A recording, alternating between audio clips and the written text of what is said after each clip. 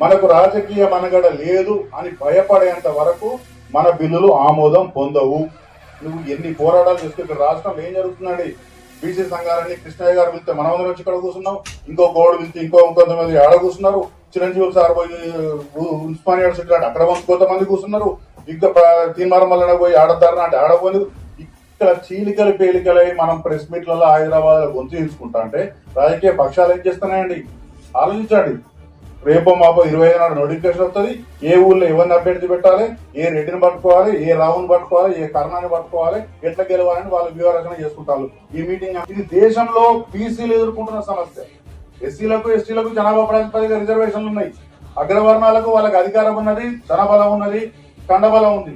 ఏ హక్కులు లేని, రాజ్యాంగ రక్షణలు లేని, సామాజిక బాధ్యతలు లేని, ఏమాత్రం అంటే ఆర్థిక అండదండలు లేని ఆగమవుతున్న కులాలు బీసీ కులాలు మాత్రమే.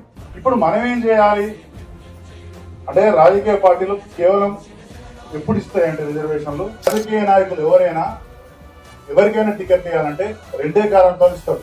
అయితే ఒక అభ్యర్థిని నిలబెడితే వాడు గెలుస్తాడు అని నమ్మకం ఇస్తారు. ఆ అభ్యర్థిని నిలబెట్టకుంటే ఓడిపోతాము అనే భయంతో ఇస్తారు. ఆ నమ్మకాన్ని భయాన్ని కలిగించే ఉద్యమం మనం బీసీల నుంచి రావాల్సిన అవసరం ఉన్నది. అయితే మనం ఏం చేస్తున్నామంటే బీజేపీ నాయకులు మాట్లాడితే కాంగ్రెస్ లో తిట్టుడు, ఇంకో శిబిరం పోతే వాళ్ళు బీజేపీని తిడతాం, ఇంకో శిబిరం పోతే కాంగ్రెస్ ని బీజేపీ కలిపి తిడతాను, ఇంకో శిబిరం పోతే బీఆర్ఎస్ పార్టీని తిడతాం. ఇది కాదు మనం చేయాల్సింది. అంత ఆవేదనతో ఉన్నాయి కులాలు. చీలికలు చేలికలే ఉద్యమాన్ని నడుపుకుంటా, హైదరాబాద్కే పరిమితం అవ్వకుండా, ప్రెస్ మీట్లకే పరిమితం అవ్వకుండా, గ్రామ స్థాయిలో ఉద్యమాలు నిర్మించకుంటే ఇది సాధ్యం కాదు.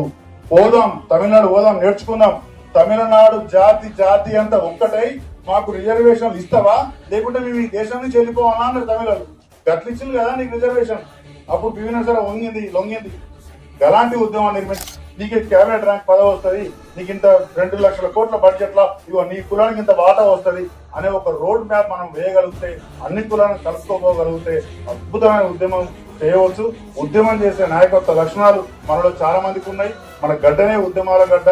కాబట్టి దీని ఒక రైట్ పాత్రలో నడిపించాల్సిన అవసరం ఉన్నది, ఒక మార్గనిర్దేశం చేయాల్సిన అవసరం ఉన్నది. నిన్నటి వరకు ఏం జరిగింది, చట్టాలు ఏం చెప్పినాయి, కాంగ్రెస్ ఏం చేసినట్టు, బీజేపీ ఏం చేసినట్టు కాదు. రేపు మనం ఏం చేద్దామో చెప్పండి దయచేసి.